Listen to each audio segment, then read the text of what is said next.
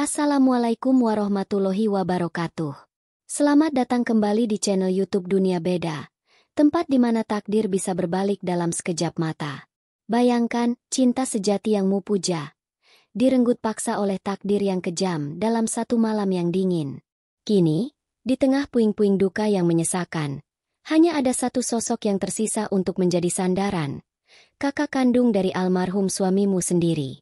Namun, saat tatapan mata sang kakak ipar mulai terasa berbeda, saat perhatiannya terasa lebih dari sekadar kewajiban, muncullah sebuah pertanyaan mengerikan. Apakah kehadirannya adalah obat? Atau justru racun paling mematikan bagi kesetiaanmu? Namun sebelumnya, bagi yang beragama Islam saya sarankan untuk menuliskan sholawat Nabi Muhammad agar kelak sholawat ini menjadi saksi untuk mendapat syafaat di akhirat. Like dan subscribe ke channel ini sangat membantu menambah wawasan dan membantu kami membuat cerita baru yang menghibur. Langit Depok menangis lagi malam itu. Rintik hujannya jatuh dengan irama yang pelan, seolah enggan mengusik keheningan kota yang mulai terlelap. Bagi Anindita, atau yang akrab disapa Nindi, suara itu sudah menjadi musik pengantar tidur selama setahun terakhir. Musik yang sama, yang menemaninya di malam saat kabar itu datang. Kabar bahwa Bayu, suaminya, telah pergi untuk selamanya. Kini, setahun telah berlalu, namun gema dari keheningan setelah kabar itu masih terasa begitu pekat di dalam rumah kecil mereka di kawasan Sukmajaya. Setiap sudut rumah masih menyimpan bayang-bayang Bayu. Tawa renyahnya, aroma parfumnya yang khas, bahkan caranya meletakkan cangkir kopi di atas meja. Semuanya masih terekam jelas, menjadi hantu yang setia menemaninya dalam sepi. Nindi menghela napas panjang, membiarkan uap hangatnya mengembun di kaca jendela. Di luar sana, lampu jalan berpendar, membiaskan cahaya oranye pada butiran air yang menempel. Ia baru saja selesai menidurkan Rio, putra kecilnya yang berusia 5 tahun. Rio adalah alasannya untuk tetap bernapas, sauh yang menahannya agar tidak karam ditelan lautan duka. Setiap pagi, melihat mata bening Rio yang menatapnya penuh harap, Nindi terpaksa mengenakan topeng ketegaran. Ia akan tersenyum, membuatkan sarapan, dan mengantarnya ke sekolah seolah dunianya baik-baik saja. Padahal, di dalam, hatinya remuk redam. Rutinitasnya kini bagai mesin. Bangun, mengurus Rio, bekerja paruh waktu sebagai desainer grafis lepas, menjemput Rio, lalu kembali ke rumah yang terasa kosong. Akhir pekan adalah waktu yang paling berat. Dulu, akhir pekan adalah milik mereka bertiga. Kini, akhir pekan adalah pengingat akan apa yang telah hilang. Namun, kekosongan itu seringkali diisi oleh satu kehadiran yang tak pernah absen. Giri, kakak kandung almarhum Bayu. Tepat pukul 10 pagi di hari Sabtu, seperti biasa, suara deru motor sport berhenti di depan pagar. Rio, yang seolah punya alarm otomatis di telinganya, langsung berlari ke depan pintu. Om Gigi data Aang, teriaknya riang. Jemari mungilnya berusaha meraih kenop pintu. Nindi tersenyum tipis, berjalan membukakan pintu. Di sana, berdiri Giri, masih dengan helm di tangannya. Ia lebih tinggi dari Bayu, dengan perawakan yang lebih tegap dan sorot mata yang lebih tenang. Jika Bayu adalah api yang hangat dan bersemangat, Giri adalah bumi yang teduh dan kokoh. Ia tersenyum pada Nindi, senyum yang tak pernah menuntut, hanya memberi rasa nyaman. Assalamualaikum, sapanya lembut. Waalaikumsalam, Mas. Masuk. Mas. Maaf ya, Rio udah heboh dari tadi, jawab Nindi. Sudah biasa, kata Giri sambil tertawa kecil. Lalu mengacak rambut keponakannya yang langsung memeluk kakinya. Jagoan Om sudah sarapan. Rio mengangguk semangat.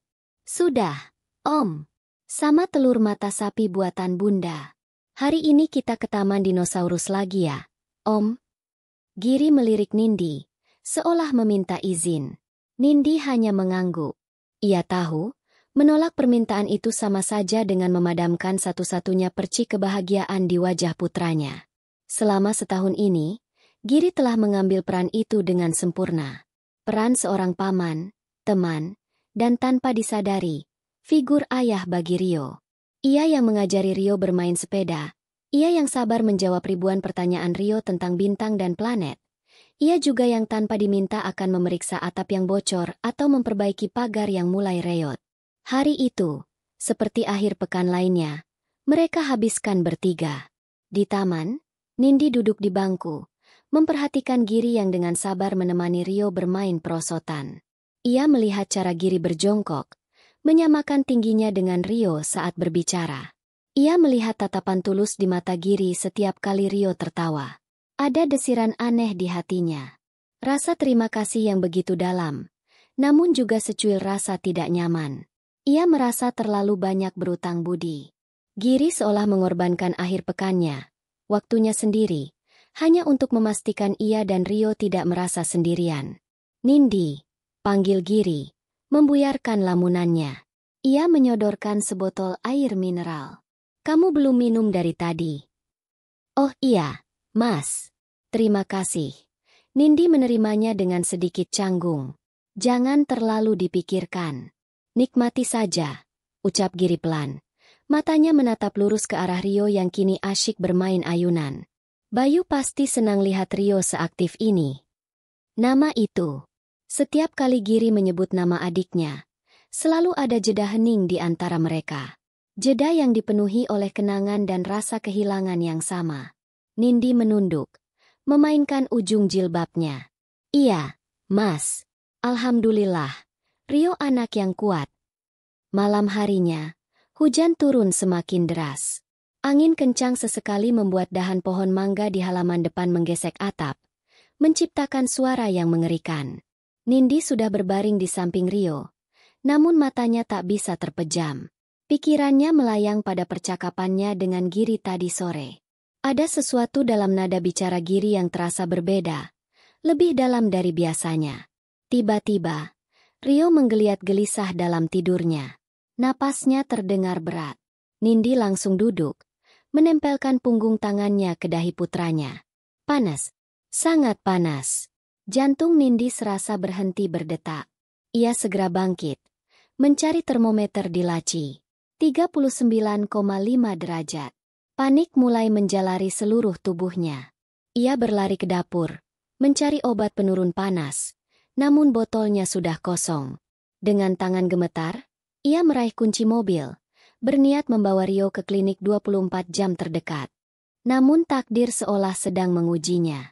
Mesin mobil itu hanya mengeluarkan suara batuk yang parau, lalu mati. Sekali, dua kali, tiga kali ia mencoba, hasilnya sama. Kepanikan Nindi mencapai puncaknya. Air matanya mulai menggenang.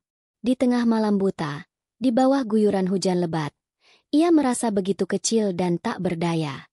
Ia meraih ponselnya, membuka daftar kontak dengan jari yang bergetar hebat.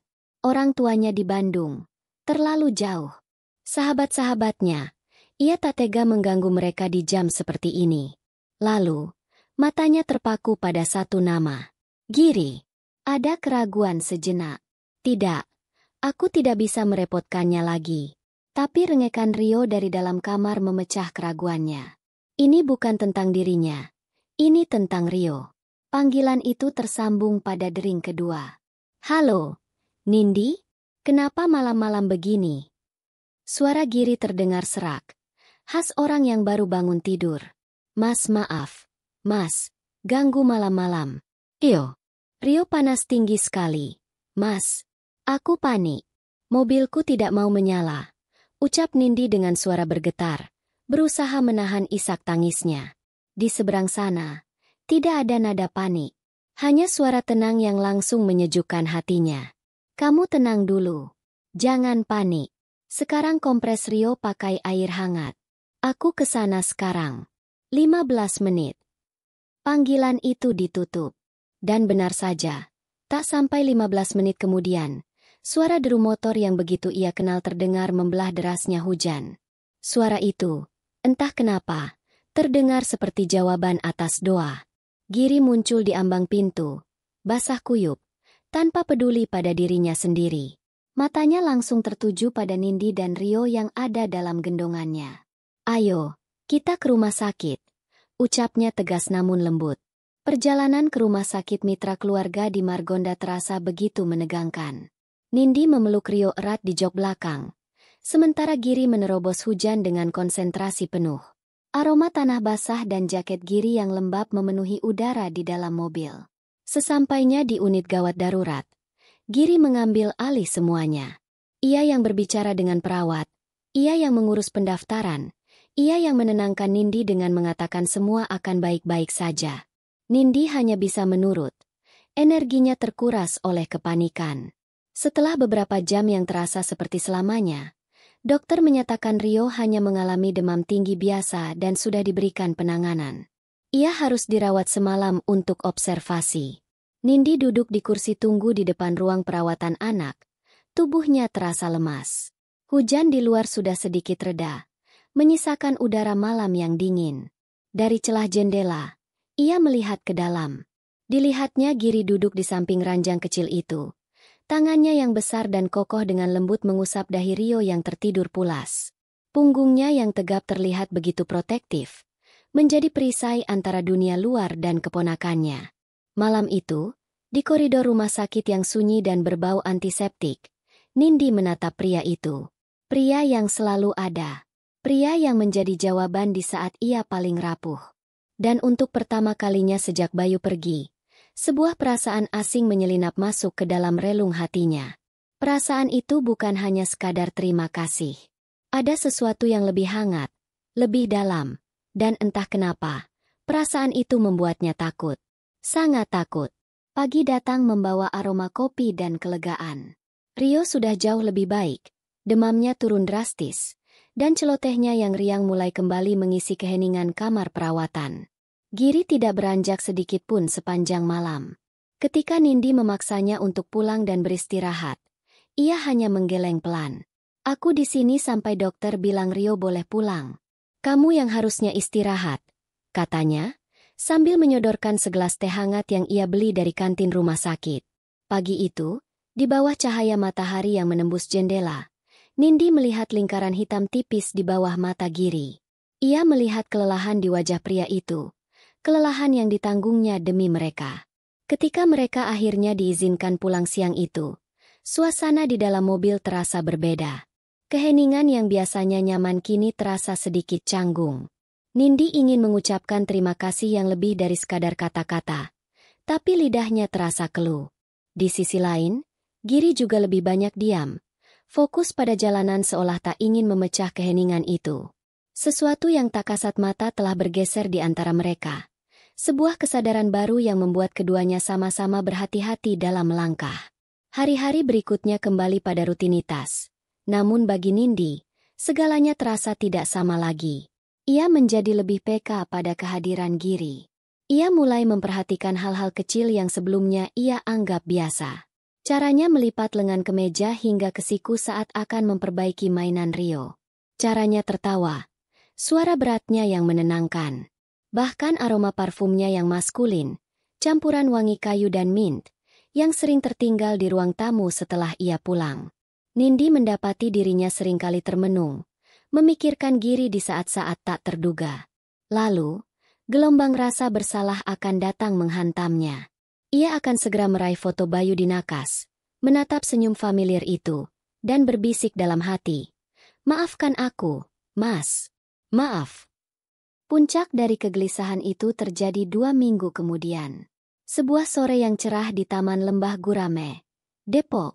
Giri, menepati janjinya, mengajak mereka bermain layang-layang. Angin sore itu berembus cukup kencang. Sempurna untuk menerbangkan layangan bergambar naga yang baru mereka beli. "Lebih tinggi lagi, Om. Lebih tinggi," seru Rio. Matanya berbinar menatap layang-layang yang meliuk-liuk di angkasa biru. Giri tersenyum, menyerahkan gulungan benang itu pada Rio. "Coba kamu yang pegang. Tarik pelan-pelan kalau anginnya kencang. Ulur kalau anginnya pelan." "Bisa." Dengan bimbingan Giri, Rio berhasil mengendalikan layang-layang itu sendiri. Wajahnya memerah karena gembira dan bangga. Nindi, yang duduk di atas tikar sambil menyiapkan camilan, merasakan hatinya menghangat melihat pemandangan itu. Mereka tampak seperti sebuah keluarga. Tiba-tiba, Angin berembus sangat kencang, membuat layang-layang itu menukik tajam. Rio sedikit panik, namun Giri dengan sigap memegang tangannya dan membantu menstabilkan benang itu kembali. Layang-layang itu pun kembali membumbung tinggi, bahkan lebih tinggi dari sebelumnya. Di puncak kegembiraannya, Rio melompat-lompat dan berteriak dengan suara paling kencang yang ia punya. "Lihat, Bunda! Lihat! Ayah hebat! Layang-layangnya tinggi sekali." Satu kata itu, "Ayah." Kata itu menggema di udara sore yang ramai. Namun bagi Nindi dan Giri, rasanya seluruh dunia mendadak senyap. Angin berhenti berembus. Suara tawa anak-anak lain seolah menghilang. Giri membeku di tempatnya. Tangannya masih memegang tangan kecil Rio, namun senyum di wajahnya memudar, digantikan oleh ekspresi terkejut yang tak bisa disembunyikan. Nindi merasakan jantungnya seolah diremas. Wajahnya pias. Ia menatap Giri, dan tatapan mereka bertemu untuk sepersekian detik. Detik yang terasa seperti 1 jam. Di sana, di mata Giri, Nindi melihat keterkejutan, sedikit rasa sakit, dan sesuatu yang lain. Sesuatu yang tampak seperti harapan yang buru-buru dipadamkan. Rio, dalam kepolosannya, sama sekali tidak menyadari getaran aneh di antara dua orang dewasa itu. Ia masih tertawa, menarik-narik tangan Giri. "Ayo, Om, kita buat lebih tinggi lagi." Giri mengerjap, seolah baru tersadar dari mantra. Ia menunduk menatap Rio, mengusap kepalanya dengan gerakan yang sedikit kaku. "Iya, jagoan." "Tentu," jawabnya pelan. Suaranya terdengar sedikit serak. Ia tidak berani menatap Nindi lagi. Sejak hari itu, Nindi membangun sebuah dinding. Dinding transparan yang dingin di antara dirinya dan Giri. Ia mulai mencari-cari alasan. Saat Giri menelepon untuk mengajak pergi di akhir pekan, Nindi akan berkata Rio ada tugas sekolah yang harus dikerjakan. Saat Giri menawarkan diri untuk menjemputnya ketika ia harus pulang lembur, Nindi akan menolak dengan halus, mengatakan ia bisa naik ojek online. Ia sengaja menyibukkan diri, memenuhi waktunya hingga tak ada celah bagi Giri untuk masuk. Ia butuh jarak. Ia butuh waktu untuk memahami perasaannya sendiri, untuk memadamkan api kecil yang membuatnya merasa menjadi pengkhianat. Giri merasakan perubahan itu. Pria itu cukup peka untuk tahu bahwa ada sesuatu yang salah. Tapi ia tidak pernah bertanya. Ia tidak pernah mendesak. Ia menghormati dinding yang dibangun Nindi. Kunjungannya menjadi lebih singkat. Percakapan mereka menjadi lebih formal, kembali seperti hubungan ipar pada umumnya. Namun, Nindi bisa melihat kekecewaan yang tersembunyi di matanya setiap kali Rio bertanya mengapa Om Gigi sekarang jarang bermain lama-lama. Dan melihat kekecewaan itu, hati Nindi justru semakin sakit. Waktu terus berjalan, mendekati akhir bulan, yang berarti satu hal, peringatan 1 tahun meninggalnya Bayu. Orang tua mereka dari kedua belah pihak memutuskan untuk mengadakan acara tahlilan dan doa bersama di rumah Nindi. Bagi Nindi, ini adalah ujian terberat. Rumahnya akan kembali dipenuhi kenangan. Wajah-wajah keluarga akan kembali menatapnya dengan iba. Dan yang paling penting, ia harus bertemu Giri dalam sebuah acara yang sakral. Acara yang didedikasikan sepenuhnya untuk mengenang pria yang pernah menjadi suami dan adiknya. Malam tahlilan pun tiba. Rumah kecil itu terasa sesak oleh lantunan doa dan aroma dupa yang menenangkan. Nindi, dengan gamis dan jilbab berwarna putih, bergerak seperti robot, menyalami tamu, memastikan semuanya berjalan lancar. Matanya terus bergerak gelisah, mencari satu sosok. Akhirnya, ia melihatnya. Giri baru saja tiba, mengenakan baju koko berwarna biru gelap dan peci hitam. Ia tampak lebih kurus dari biasanya. Wajahnya terlihat lelah dan muram. Saat ia masuk, matanya langsung tertuju pada Nindi. Mereka berdiri di dua sisi ruangan yang berbeda, dipisahkan oleh puluhan orang yang khusyuk berdoa. Namun, tatapan mereka terkunci. Di tengah keramaian itu, mereka seolah hanya berdua, terperangkap dalam kebisuan yang memekakan. Di mata Giri, Nindi melihat luka dan pertanyaan yang tak terucap. Dan Giri, mungkin, melihat hal yang sama di mata Nindi, badai perasaan yang berkecamuk hebat. Lantunan ayat suci terus mengalun, memohon ampunan dan kedamaian bagi jiwa almarhum Bayu. Tapi bagi Nindi, malam itu, kedamaian terasa begitu jauh. Ia tahu, setelah malam ini, ia tidak bisa lagi lari. Ia harus menghadapi kenyataan, apapun bentuknya. Acara tahlilan selesai tepat saat jam dinding berdentang 10 kali. Satu persatu, para tamu dan tetangga pamit undur diri, meninggalkan ucapan doa dan tatapan iba yang sama, yang sudah Nindi terima selama setahun penuh. Rumah yang tadinya terasa sesak oleh lantunan doa, kini kembali lengang, menyisakan keheningan yang 1000 kali lebih berat. Yang tersisa hanyalah keluarga inti. Nindi, Giri, serta kedua orang tua mereka, Bapak dan Ibu Hartono. Mereka duduk di ruang tengah, di atas karpet yang masih beraroma dupa. Cangkir-cangkir kopi yang sudah dingin menjadi saksi bisu ketegangan yang menggantung di udara. Bapak Hartono, seorang pensiunan guru yang bijaksana, berdeham pelan, mencoba mencairkan kebekuan. Alhamdulillah, acaranya berjalan lancar. Terima kasih ya, Nindi. Kamu sudah menyiapkan semuanya dengan baik. Kamu menantu yang kuat. Ucapnya dengan senyum tulus. Ia lalu menoleh pada putra sulungnya. Dan kamu juga, Giri. Bapak lihat. Kamu tidak pernah sekalipun meninggalkan Nindi dan Rio. Bapak bangga padamu. Giri hanya menunduk, menggumamkan kata, iya, Pak, yang nyaris tak terdengar. Nindi mencoba tersenyum, namun senyumnya terasa kaku dan pahit. Pujian itu, entah kenapa, justru terasa seperti beban. Semua terasa baik-baik saja di permukaan, namun di bawahnya, ada arus deras yang siap menghanyutkan mereka semua. Dan sumber arus itu kini sedang menatapnya tajam dari seberang ruangan. Ibu Hartono tidak mengatakan apa-apa. Sejak acara dimulai, mulutnya hanya terbuka untuk melantunkan doa. Namun matanya bekerja lebih keras dari mulutnya. Tatapan itu menusuk, menguliti setiap gerak-gerik Nindi dan Giri. Ibu Hartono melihat bagaimana Nindi menghindari tatapan Giri. Ia melihat bagaimana Giri selalu mencuri pandang ke arah Nindi saat wanita itu sedang sibuk di dapur.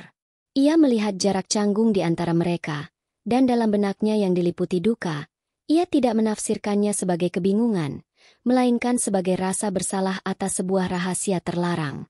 Puncaknya adalah sebuah adegan kecil yang mungkin tak berarti bagi orang lain. Rio, yang kelelahan, tertidur di pangkuan Nindi. Kepalanya terkulai dengan posisi yang tidak nyaman. Giri, yang duduk tak jauh darinya, secara refleks bergeser. Tangannya terulur untuk menopang kepala Rio agar tidak terantuk. Saat itulah, tanpa sengaja, punggung tangan Giri menyentuh tangan Nindi yang berada di bahu Rio. Hanya sepersekian detik. Sebuah sentuhan yang tak disengaja, namun cukup untuk menyalakan api. Ehem. Suara dehaman Ibu Hartono terdengar tajam seperti silet. Nindi dan Giri menarik tangan mereka bersamaan, seperti tersengat listrik. Hening. Ibu Hartono meletakkan cangkir tehnya dengan bunyi yang sedikit lebih keras dari yang seharusnya. Ia menatap Nindi lurus-lurus. Sorot matanya dingin dan penuh luka. Tanah kuburan Bayu bahkan belum kering betul. Nindi, ucapnya pelan. Setiap kata diucapkan dengan penekanan yang menyakitkan. Nindi merasakan napasnya tercekat. Jantungnya seolah berhenti berdetak. Ini dia, momen yang paling ia takuti. Maksud ibu apa? Tanya Nindi lirih, suaranya bergetar. Kamu tahu apa maksud ibu? Desis Ibu Hartono. Setahun ini ibu diam. Ibu kira, kedekatan kalian itu karena kalian sama-sama kehilangan. Giri kehilangan adiknya. Kamu kehilangan suamimu. Tapi ternyata, ibu salah. Ini bukan lagi soal duka. Ini soal lain. Bu, sudah, Bu. Bapak Hartono mencoba menengahi. Namun tatapan tajam istrinya membuatnya terdiam. Apa, Pak? Bapak mau membela mereka juga? Bapak tidak lihat? Cara mereka saling pandang? Cara mereka menjaga jarak seolah punya rahasia besar? Menggantikan posisi adikmu sendiri. Giri? Di rumah yang dibangun oleh adikmu? Dengan istri dari adikmu? Tuduh Ibu Hartono. Kini suaranya mulai bergetar karena emosi yang tertahan. Air mata mulai menggenang di pelupuk matanya. Nindi hanya bisa menunduk. Air matanya sudah jatuh membasahi pipinya. Setiap kata dari ibu mertuanya terasa seperti cambuk. Ia ingin membela diri, ingin berteriak bahwa semua tidak seperti itu. Tapi suaranya hilang di tenggorokan. Melihat Nindi yang hancur, Giri tidak bisa lagi diam. Selama ini ia selalu menahan diri di hadapan ibunya. Tapi tidak kali ini. Tidak saat Nindi yang disakiti.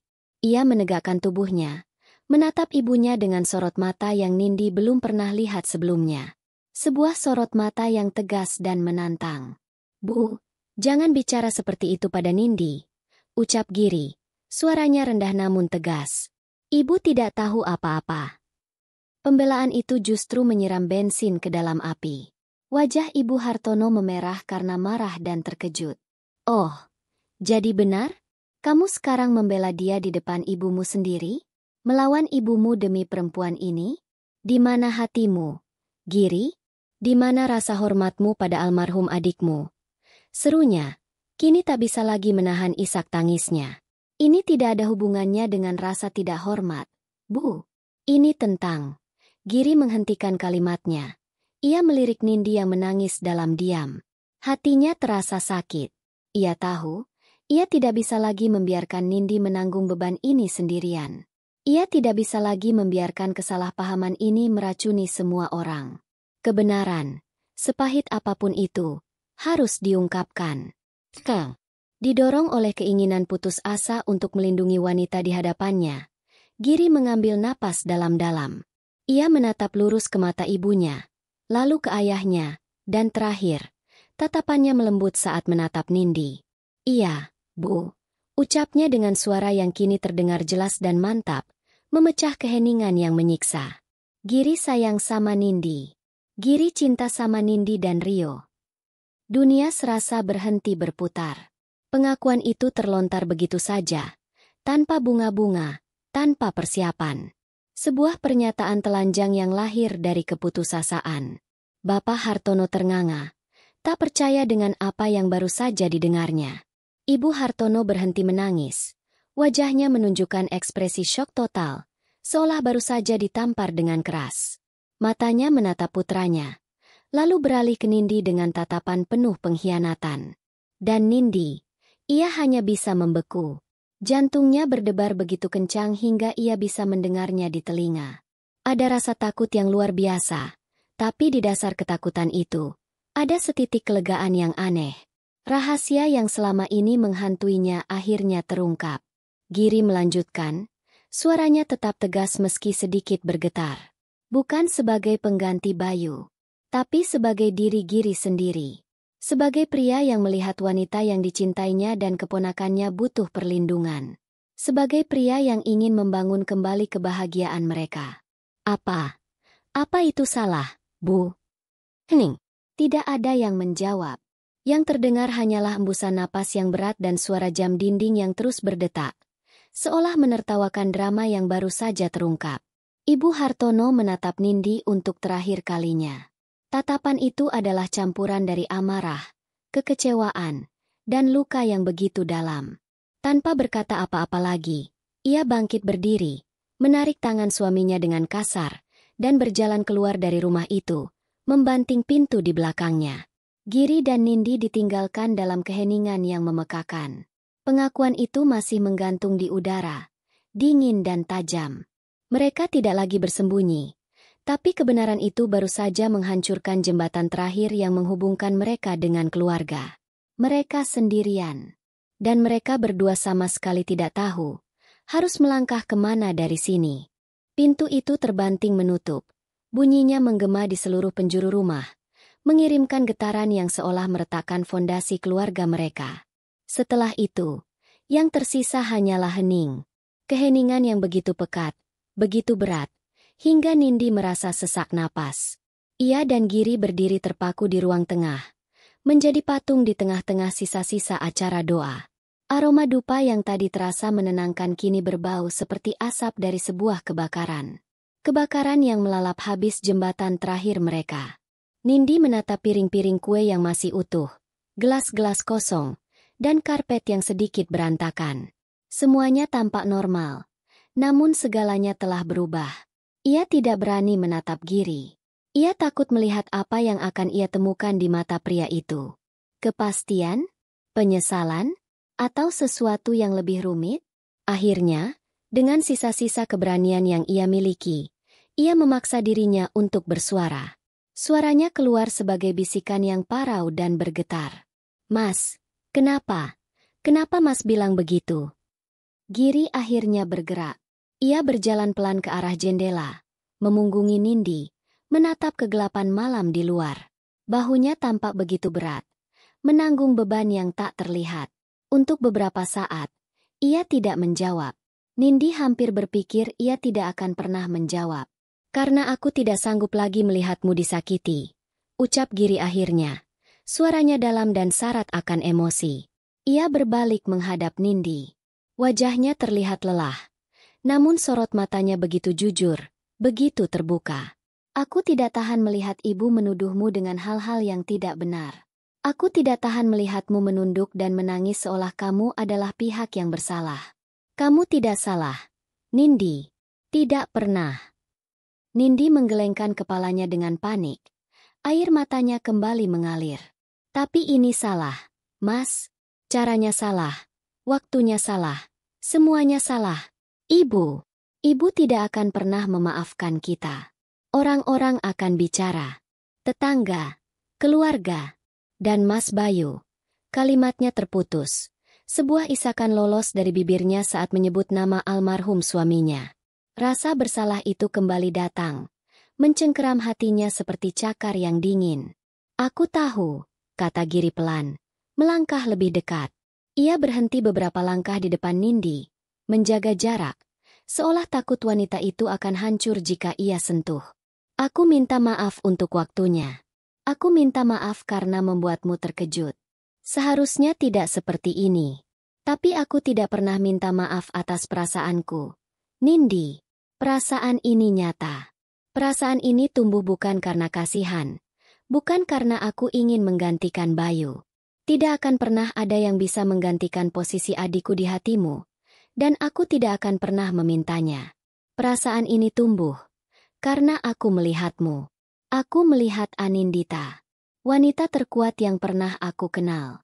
Aku melihat caramu berjuang untuk Rio. Aku melihat kerapuhanmu saat kamu kira tidak ada yang melihat. Aku jatuh cinta padamu, Nindi. Aku jatuh cinta pada dirimu yang sekarang." Pengakuan itu, yang diucapkan dengan begitu tulus di tengah kekacauan, justru membuat Nindi semakin hancur. Ia menginginkan ini. Oh, betapa ia menginginkan kehangatan ini. Tapi ia tidak merasa pantas. Ia merasa seperti seorang penjahat dalam ceritanya sendiri. Bayangan wajah ibu mertuanya yang penuh luka kembali terlintas. Bayangan senyum Bayu dari bingkai foto di dinding seolah menatapnya dengan kecewa. Semuanya terlalu berat. "Tidak bisa, Mas," bisik Nindi, mundur selangkah. "Kita tidak bisa." "Kenapa tidak bisa?" tanya Giri lembut, meski ada nada putus asa dalam suaranya. "Karena aku istrinya Bayu," seru Nindi, suaranya meninggi. "Aku ibunya Rio, anaknya Bayu. Dan Mas adalah kakaknya. Kita ini keluarga. Apa kata dunia nanti? Mereka akan bilang aku janda yang tidak tahu diri, merebut kakak dari almarhum suamiku sendiri. Mereka akan bilang Mas tega mengambil milik adik Mas. Ini akan menghancurkan nama baik semua orang. Mas, ini akan menghancurkan Rio." "Apa Rio akan lebih hancur melihat bundanya terus-menerus bersedih?" balas Giri. Nadanya tetap tenang namun menusuk. "Apa nama baik keluarga lebih penting daripada kebahagiaanmu? Kebahagiaan kita? Kebahagiaan Rio yang jelas-jelas nyaman dan sayang padaku?" Nindi terdiam. Pertanyaan itu tepat mengenai sasaran. Tapi rasa takutnya lebih besar dari logikanya. Ia sudah kehilangan suaminya. Ia tidak sanggup jika harus kehilangan rasa hormat dari keluarga dan lingkungannya. Ia tidak sanggup menyandang status sebagai perusak. Ia harus menghentikan ini. Sekarang juga. Sebelum semuanya menjadi lebih jauh dan lebih rumit. Ia harus memilih.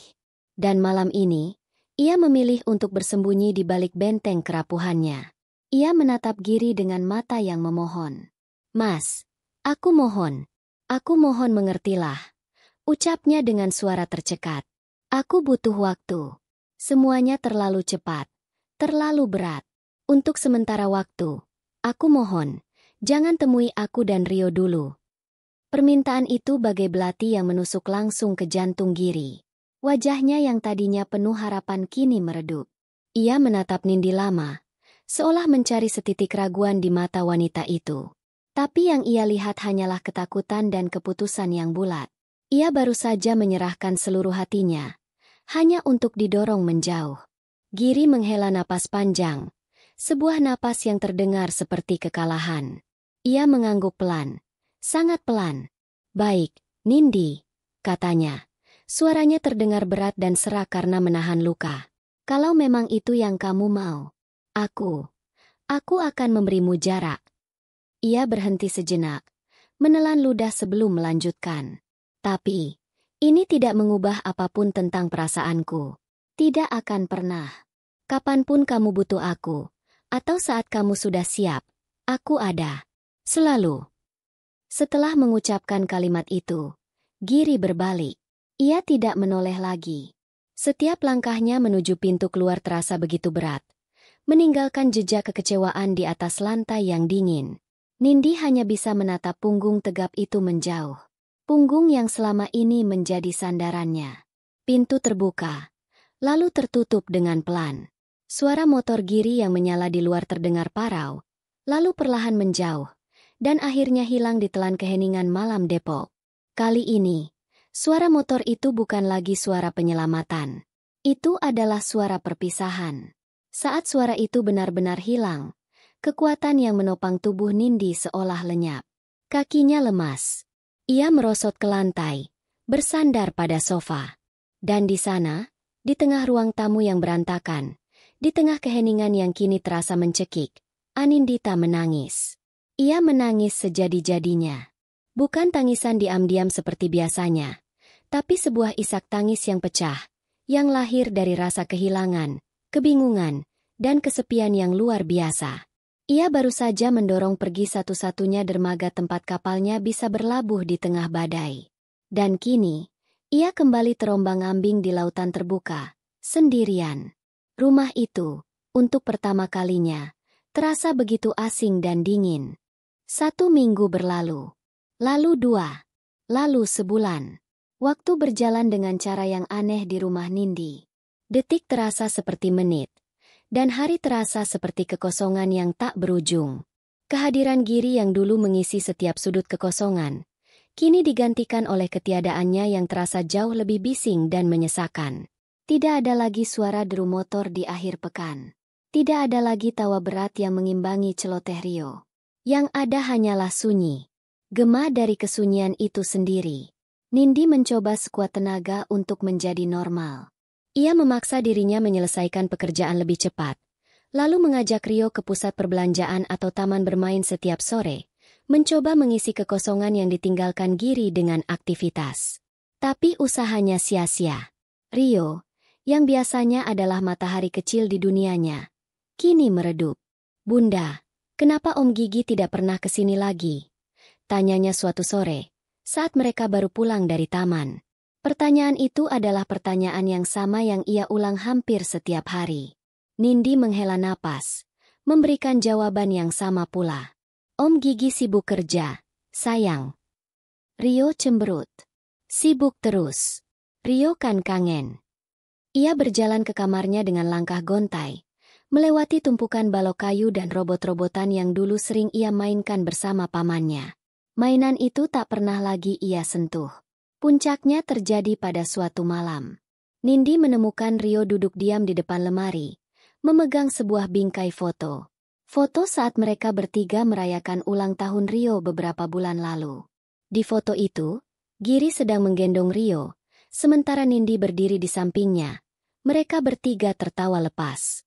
Wajah Rio muram, matanya berkaca-kaca. "Bunda," panggilnya dengan suara bergetar. Om Gigi marah sama Rio, ya? Apa karena waktu itu Rio panggil Om Gigi? Ayah. Jantung Nindi serasa direnggut dari tempatnya. Pertanyaan polos itu menghantamnya dengan kekuatan 1000 palu. Jadi Rio menyadarinya. Dan lebih buruk lagi, Rio menyalahkan dirinya sendiri. Nindi segera memeluk putranya erat. Erat sekali. Seolah takut putranya akan hancur jika ia lepaskan. Bukan, sayang. Bukan salah Rio. Om Gigi tidak pernah marah sama Rio. Tidak akan pernah, bisik Nindi. Air matanya mulai menetes. Tapi ia tidak punya penjelasan lain. Apa yang harus ia katakan? Bahwa bundanya terlalu pengecut untuk memperjuangkan kebahagiaan mereka? Hari-hari berikutnya menjadi semakin berat. Bohlam lampu di teras mati. Dan Nindi tidak punya tangga untuk menggantinya. Sambungan internet di rumah tiba-tiba putus di tengah tenggat waktu pekerjaan penting. Masalah-masalah kecil yang dulu bisa diselesaikan Giri dalam sekejap, kini menjadi gunung yang harus ia daki sendirian. Kesendirian itu terasa begitu nyata, begitu absolut. Teleponnya sunyi. Tidak ada lagi pesan singkat dari ibu mertuanya yang menanyakan kabar Rio. Hubungan mereka benar-benar putus. Suatu siang, saat sedang menyapu halaman, seorang tetangga menyapanya dari balik pagar. Mbak Nindi, kok Mas Giri sudah lama nggak kelihatan? Biasanya kan rajin nengokin. Lagi ada masalah, ya? Tanyanya dengan nada ingin tahu yang dibungkus kepedulian palsu. Nindi hanya bisa tersenyum kaku. Lagi sibuk sekali di kantor, Bu. Gosip yang ia takuti kini menjadi kenyataan. Ia merasa setiap pasang mata di lingkungannya menatapnya dengan penuh penghakiman. Malam itu, setelah menidurkan Rio, Nindi merasa berada di titik terendah dalam hidupnya. Ia merasa gagal. Gagal sebagai ibu, gagal sebagai menantu, gagal sebagai seorang wanita. Dengan tangan gemetar, ia menekan nomor telepon ibunya di Bandung. Saat suara lembut ibunya terdengar di seberang sana, pertahanan Nindi runtuh. Ia menangis terseduh-seduh, menceritakan semuanya. Tentang perasaannya pada Giri, tentang kemarahan ibu mertuanya, tentang keputusannya menjauhkan Giri, dan tentang Rio yang kehilangan cahayanya. Ibunya mendengarkan dengan sabar, tanpa menyela sedikit pun. Setelah tangis Nindi mereda, barulah ibunya berbicara dengan nada yang menenangkan. Nindi, putri ibu. Sapanya lembut. Menjaga kehormatan dan kenangan almarhum suamimu itu adalah hal yang mulia. Ibu bangga padamu. Tapi, Enduk, kamu lupa satu hal. Kebahagiaanmu itu juga penting. Mas Bayu, di surga sana, ibu yakin dia tidak akan tega melihatmu dan putranya hidup dalam kesedihan seperti ini. Tapi, Bu, dengarkan ibumu, potong sang ibu. Kebahagiaan itu tidak bisa dibangun di atas penderitaan orang lain. Itu benar. Tapi kebahagiaanmu juga tidak boleh dikorbankan hanya untuk menyenangkan duka orang lain yang tidak mau sembuh. Ibumu Giri sedang berduka, dan dukanya membuatnya buta. Tapi kamu, Giri, dan terutama Rio, kalian masih hidup. Kalian berhak bahagia. Nasihat itu seperti embun sejuk di tengah gurun. Untuk pertama kalinya, Nindi merasa ada yang memahaminya. Ada yang memberinya izin untuk memikirkan dirinya sendiri. Beberapa hari kemudian, sebuah panggilan tak terduga masuk ke ponselnya. Nama, Bapak Mertua, tertera di layar. Dengan ragu, Nindi menjawabnya. Assalamualaikum, Nindi. Sapa suara yang terdengar lelah itu. Waalaikumsalam, Pak. Bagaimana kabarmu dan Rio? Alhamdulillah, baik, Pak. Sebuah kebohongan putih. Terdengar helaan napas berat di seberang sana. Nindi, Bapak minta maaf atas nama ibumu. Dia hanya terlalu mencintai Bayu. Tapi caranya salah. Bapak tidak tahu apa yang terbaik untuk kalian semua. Tapi Bapak tahu satu hal. Pria tua itu berhenti sejenak. Bapak tahu, melihat Rio murung terus-menerus, dan melihat Giri setiap hari pulang kerja langsung mengurung diri di kamar. Ini juga bukan yang terbaik. Duka kita tidak seharusnya menjadi racun bagi yang masih hidup. Enduk. Panggilan itu berakhir. Nindi duduk termenung di tepi tempat tidurnya. Dua nasihat. Dari ibunya dan dari bapak mertuanya. Keduanya mengatakan hal yang sama. Bahwa ia berhak bahagia. Bahwa yang hidup harus terus melanjutkan hidup. Pandangannya jatuh pada Rio, yang tertidur dengan wajah yang masih menyeratkan kesedihan. Lalu pandangannya beralih pada kanvas di sudut kamar. Lukisan separuh jadi bergambar pemandangan senja. Sebuah hobi yang ia tinggalkan sejak Bayu tiada. Ia sadar, selama ini ia tidak hanya berhenti melukis. Ia berhenti hidup. Ia hanya bertahan. Sebuah keputusan terbentuk di dalam hatinya. Bukan keputusan yang gegabah, tapi keputusan yang lahir dari perenungan panjang dan rasa sakit. Ketakutannya masih ada, tapi kini, keinginannya untuk melihat Rio tertawa lepas lagi, dan keinginannya untuk merasakan kehangatan itu sekali lagi, jauh lebih besar. Dengan tangan yang kini lebih mantap, Nindi meraih ponselnya. Ia membuka daftar kontak, menggulirnya perlahan hingga menemukan satu nama yang sudah sebulan lebih tidak pernah ia hubungi. Giri. Jarinya berhenti di atas nama itu. Jantungnya berdebar kencang. Lebih kencang dari malam itu di rumah sakit. Ini adalah lompatan keyakinan. Sebuah pertaruhan untuk masa depan. Ia menarik napas dalam-dalam, memejamkan mata, dan menekan tombol panggil. 1 nada sambung. 2 nada sambung. 3 nada sambung. Nindi menahan napasnya. Setiap detik terasa seperti 1 jam. Akankah Giri menjawabnya? Atau ia sudah terlambat? 4 nada sambung. Nindi hampir menyerah saat sebuah suara yang ia rindukan akhirnya terdengar di seberang sana. Suara itu terdengar ragu, hampir tidak percaya. Nindi? Jantung Nindi berdebar begitu kencang. Ia memejamkan mata, mengumpulkan seluruh kekuatannya. Mas Giri, ini aku, Nindi. Hening sejenak. Nindi bisa mendengar embusan napas berat dari Giri. Iya, aku tahu. Ada apa? Rio. Rio baik-baik saja. Pertanyaan pertamanya masih tentang Rio. Hati Nindi menghangat. Rio baik-baik saja. Mas, aku yang tidak baik-baik saja. Akunya jujur. Suaranya bergetar. Mas, bisa kita bertemu? Ada yang sangat penting ingin aku bicarakan. Lagi-lagi hening. Nindi menahan napas. Mungkin Giri akan menolak. Mungkin ia sudah menyerah. Di mana? Tanya Giri akhirnya. Suaranya terdengar datar, sulit ditebak. Bagaimana kalau di Setubabakan? Besok sore. Nindi sengaja memilih tempat yang netral. Tempat yang tidak menyimpan kenangan mereka. Tempat di mana mereka bisa memulai dari lembaran yang benar-benar baru. Baik.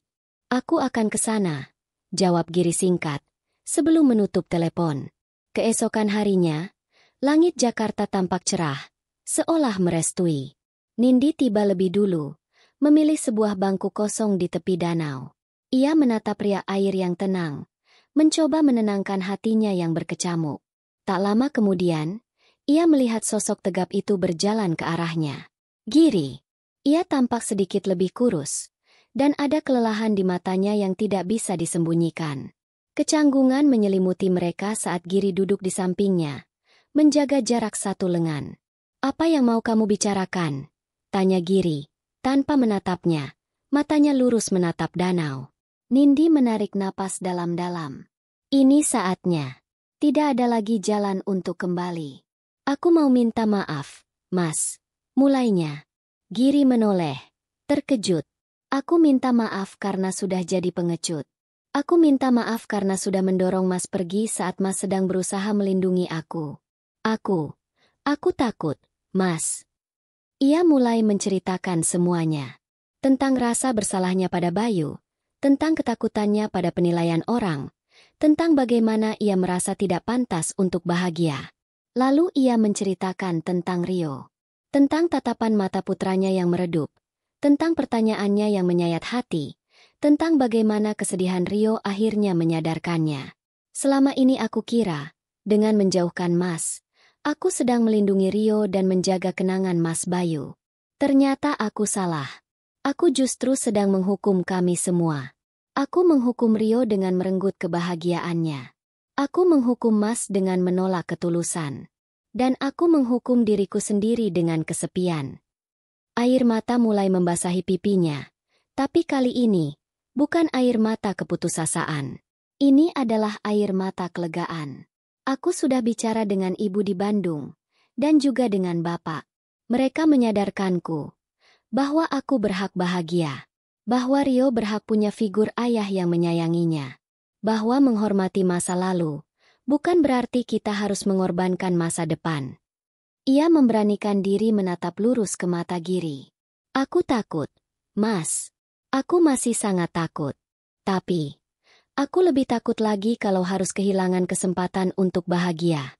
Aku lebih takut melihat Rio tumbuh menjadi anak yang murung.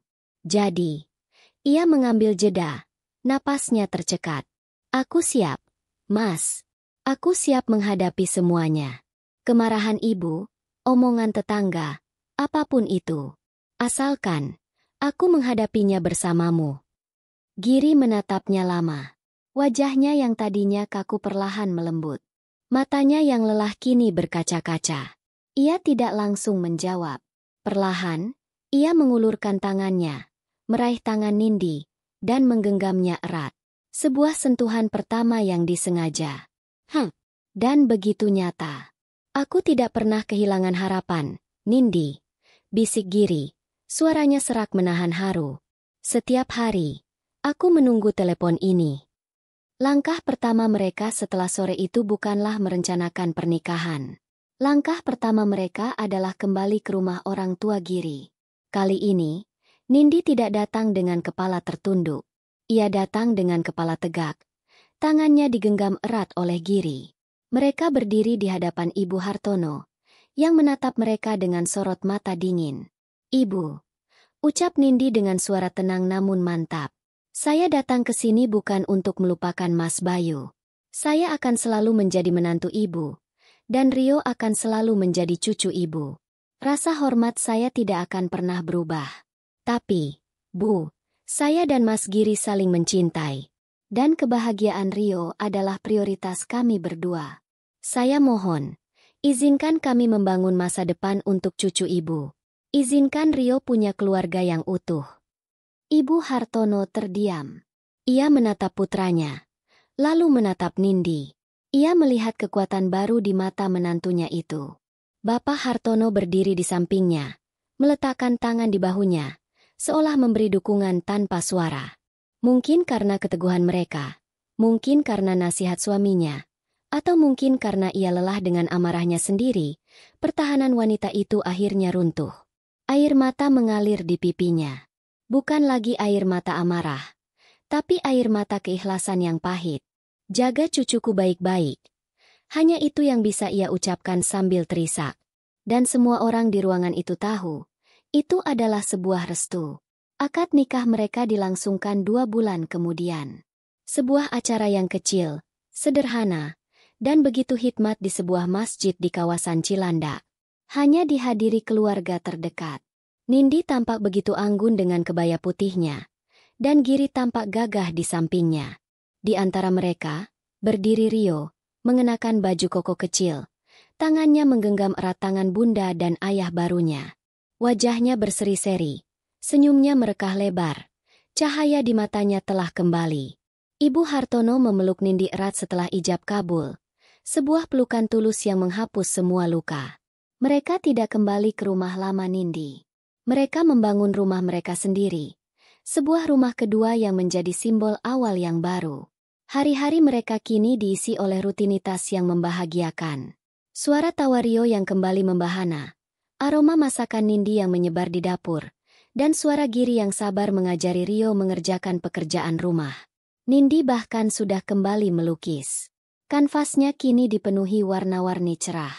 Beberapa bulan setelah menikah, di sebuah pagi yang cerah, mereka bertiga mengunjungi pemakaman. Mereka membersihkan nisan bertuliskan nama Bayu bersama-sama. Angin sepau-sepau meniup daun-daun kering di sekitar mereka. Giri merangkul bahu Nindi, sementara Rio meletakkan setangkai bunga mawar putih di atas gundukan tanah. Nindi menatap nisan itu dengan senyum damai. Ia mengelus batu yang dingin itu dan berbisik pelan, hanya untuk dirinya dan angin yang mendengar. Mas Bayu, lihatlah, kami bahagia sekarang. Terima kasih untuk semua kenangan indahnya. Sekarang, izinkan aku melanjutkan hidupku. Restui kami. Giri mengeratkan rangkulannya, seolah mengerti apa yang Nindi bisikan. Ia menatap ke depan, ke arah langit biru, dengan hati yang penuh rasa syukur. Ia telah menemukan rumahnya. Sebuah rumah kedua yang dibangun di atas pondasi kehilangan, namun direkatkan oleh kesabaran, ketulusan, dan keberanian untuk mencintai lagi. Tamat. Cinta kedua yang datang setelah kehilangan bukanlah sebuah pengkhianatan atau pengganti. Ia adalah bukti bahwa hati manusia punya kemampuan luar biasa untuk sembuh dan berharap kembali. Menghormati masa lalu tidak berarti kita harus mengorbankan masa depan. Terkadang, kebahagiaan terbesar justru datang saat kita berani melepaskan ketakutan dan memberi kesempatan kedua pada diri sendiri dan orang lain, terutama demi kebahagiaan anak-anak yang menjadi titipan paling berharga. Bagaimana menurut teman-teman semua? Apakah keputusan akhir Nindi sudah tepat? Atau kalian punya pendapat lain? Coba bagikan pemikiran kalian di kolom komentar ya. Jika kalian suka dengan cerita ini, jangan lupa berikan dukungan kalian dengan menekan tombol like. Dan yang paling penting, subscribe channel ini agar kalian tidak ketinggalan cerita-cerita menyentuh berikutnya. Terima kasih sudah mendengarkan. Sampai jumpa di cerita selanjutnya.